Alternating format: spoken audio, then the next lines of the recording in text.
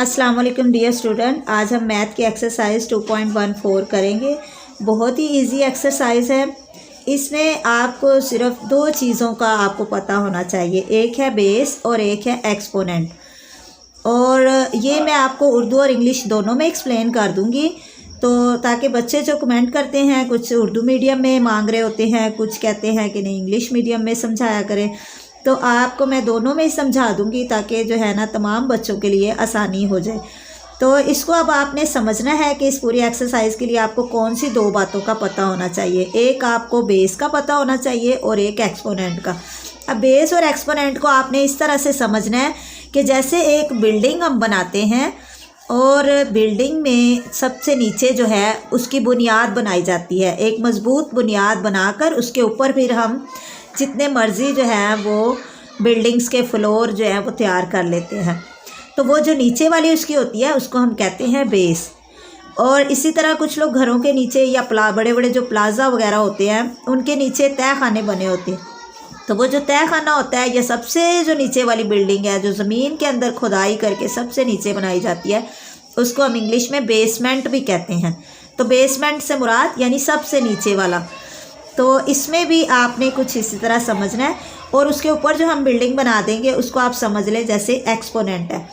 अच्छा, अब ये बेस और एक्सपोनेंट की ज़रूरत क्यों पेश आई आपने, तो ये आपकी बुक में बड़ी अच्छी एग्जांपल्स दी हुई हैं। तो इसको देखें, ये लिखा है कि मैस ऑफ द अर्थ, यानी हमारी जो ज़मीन है वो कितनी बड़ी है और उसका मैस कितना ज़्यादा होगा, तो वो इतना लिखा हुआ है 5970।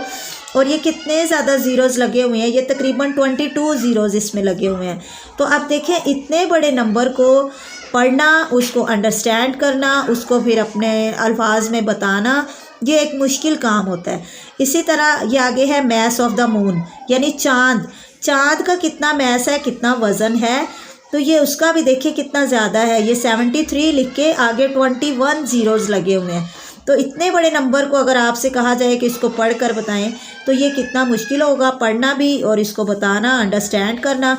और अगर हमसे ये कह दिया जाए कि हमें बताएं कि ज़मीन और चाँद दोनों के मैस में से ज़्यादा मैस किसका है, कि ज़मीन का वज़न ज़्यादा है या चाँद का वज़न ज़्यादा है, तो इन दोनों इतने बड़े बड़े नंबर्स को आपस में कंपेयर करना भी एक मुश्किल काम है।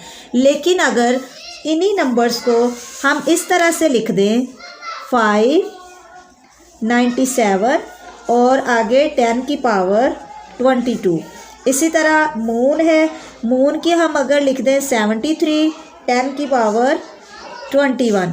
तो आप देखें, ये इतने बड़े बड़े नंबर्स को हमें पता नहीं चल रहा था कि इन दोनों में से बड़ा नंबर कौन सा है और छोटा कौन सा है।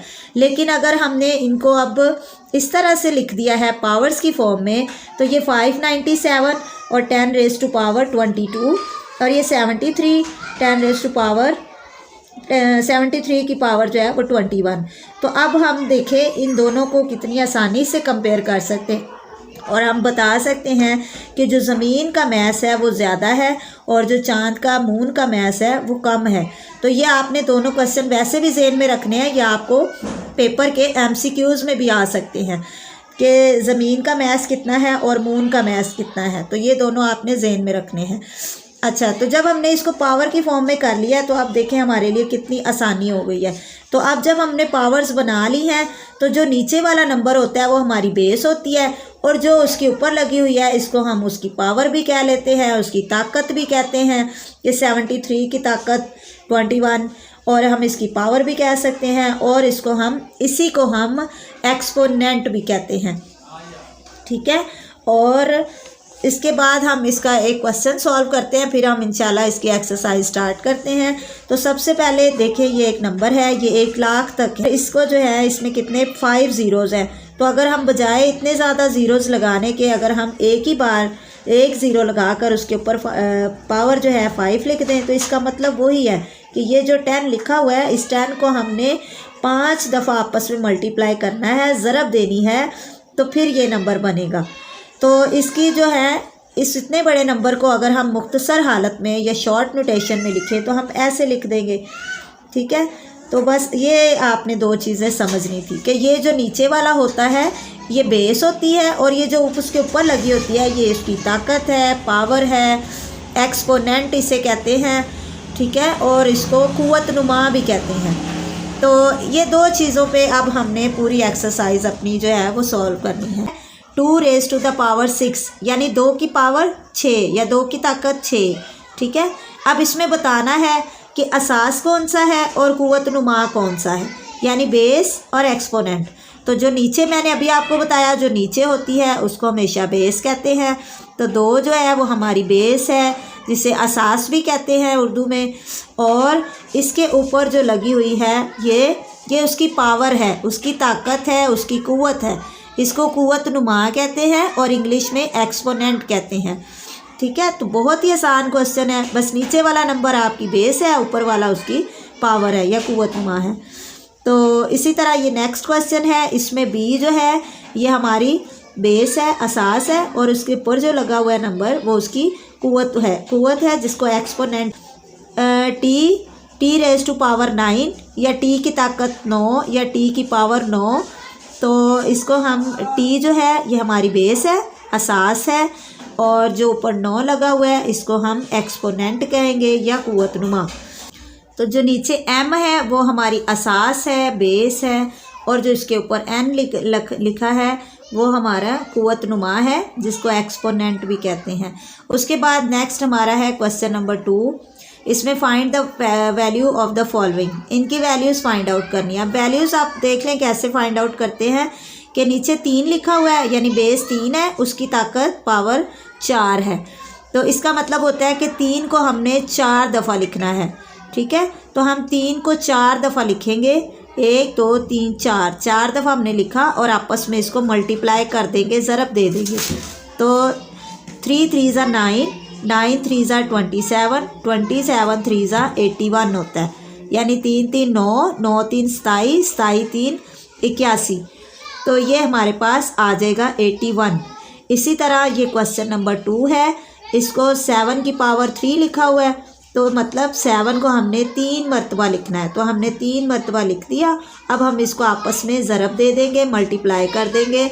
तो 7 7 ज़ा 49 और 49 7 ज़ा होता है 343। इसी तरह हमारा नेक्स्ट क्वेश्चन है 13 की पावर 2 या 13 रेज़ टू पावर 2।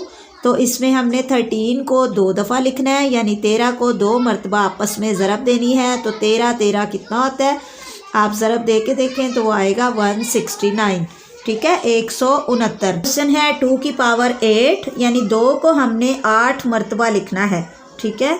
तो 2 को हम 8 मरतबा लिखेंगे और इसको ज़रब दे देंगे। 2 2 4, 4 2 8, 8 2 16, 16 2 32, 32 2 64, 128 और 128 2 होता है 256 यानी 256। तो ये हम इस तरह से इसको मल्टीप्लाई कर लेंगे तो ये हमारा आंसर आ जाएगा। अब नेक्स्ट क्वेश्चन है question number 3, express the following in exponential form. यानी ये नंबर्स हमें खोल के लिखा है, काफ़ी मरतबा लिखा हुआ है। हम चाहते हैं कि हम इतनी मरतबा उसको ना लिखें, तो हम क्या करेंगे, उनको गिनती करेंगे 1 2 3 4। तो 5 को कितनी मरतबा लिखा हुआ है, 4 मरतबा। तो हम एक ही बार 5 लिख के उसकी पावर 4 लिख देंगे, तो ये हमारा इसका आंसर आ जाएगा। इसी तरह नेक्स्ट क्वेश्चन है क्वेश्चन नंबर 2, 1 2 3 4 5 6। तो 3 कितनी मरतबा लिखा हुआ है, 6 मरतबा। तो 3 की पावर 6 हम लिख देंगे। नेक्स्ट क्वेश्चन है 1 2 3 4, बी कितनी मरतबा लिखा है, 4 टाइम, ठीक है। तो बी की पावर 4 हमारा आंसर आ जाएगा क्योंकि बी 4 मरतबा लिखा हुआ है। नेक्स्ट क्वेश्चन है 1 2 3, जो u है वो 3 मरतबा लिखा हुआ है और जो v है वो 2 मरतबा लिखा है। तो u की पावर 3 हो जाएगी और v की पावर 2 हो जाएगी, यानी u की पावर 3 और v की पावर 2। 7 जो है वो 2 मरतबा लिखा है।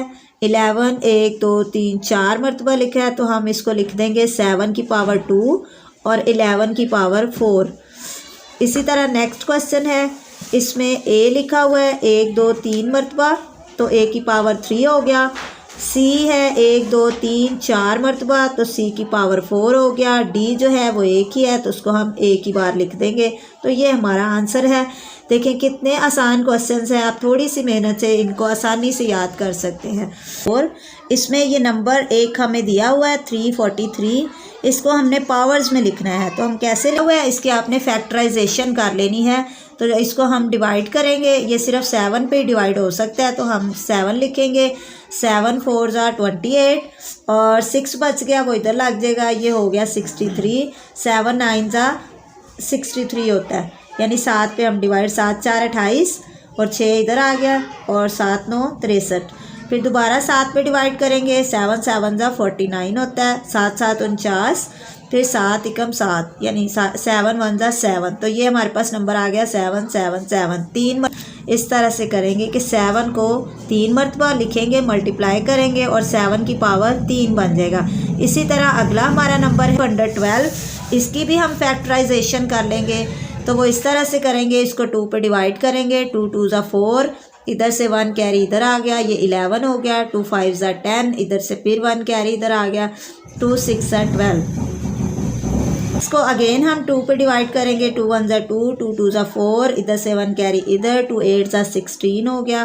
फिर दोबारा 2 पे डिवाइड किया, 2 6 12 होता है, 2 4 8 है, 2 3 6, 2 2 4 और 2 1 ज़ा 2 और 1 इधर कैरी, तो 2 6 ज़ा 12 हो गया। फिर दोबारा 2 पे किया, 2 8 ज़ा 16, 2 4 ज़ा 8, 2 2 ज़ा 4 और 2 1 ज़ा 2। तो ये हमारे पास कितने 2 आ गए हैं, 1 2 3 4 5 6 7 8 9, मतलब 2 की पावर 9। तो ये सारे 2 हम यहाँ पे मल्टीप्लाई करके लिख देंगे और इनको एंड पे लिख देंगे 2 की पावर 9। ठीक है, बेस हमारी 2 है और इसकी जो पावर है, कुव्वत नुमा है, वो है हमारे पास 9, उसको एक्सपोनेंट भी कहते हैं। उसके बाद नेक्स्ट क्वेश्चन है 729, बिल्कुल इसी तरह जैसे हमने पहले किया। 729 को भी फैक्टराइज कर लेंगे, इसको 3 पे डिवाइड करेंगे। ये 2 पे तो हो नहीं सकता, 3 पे चेक किया तो ये हो रहा है, तो इसको 3 पे हम डिवाइड करेंगे। 3 2 ज़ा 6, इधर से 1 इधर आया, ये 12 बन गया। 3 4 ज़ा 12, 3 3 ज़ा 9। नेक्स्ट इसको किया, 3 8 ज़ा 24, 3 1 ज़ा 3, 3 2 ज़ा 6 और 2 इधर आ गया, तो 3 7 ज़ा 21, 3 9 27 होता है और 3 3 ज़ा 9 और 3 1 ज़ा 3। तो ये हमारे पास 1 2 3 4 5 6, इसको पावर में इस तरह से लिख देंगे, 3 की पावर 6। नेक्स्ट हमारा क्वेश्चन है ये 31 और 25, इसको भी हम फैक्टराइज करेंगे। ये 5 पे डिवाइड होता है, तो इसको किया तो 5 6 30 होता है, 1 कैरी इधर आ गया, तो 5 2 ज़ा 10 और 5 5 ज़ा 25। दोबारा 5 पे डिवाइड किया तो ये आ गया 125, फिर किया तो 25 और 5 1 ज़ा 5। तो ये 5 1 2 3 4 5 मरतबा है, तो इसको 5 मरतबा लिख के और 5 की ताकत 5, तो ये हमारा जो है वो आंसर आ गया। तो ये एक्सरसाइज हमारी एंड हो गई है। लास्ट मेरी अब आपसे इतनी सी रिक्वेस्ट है कि मेरा चैनल ज़रूर सब्सक्राइब कर दें और वीडियो पसंद आए तो उसको लाइक शेयर ज़रूर किया करें। तो मिलते हैं नेक्स्ट वीडियो में, तब तक के लिए अल्लाह हाफिज़।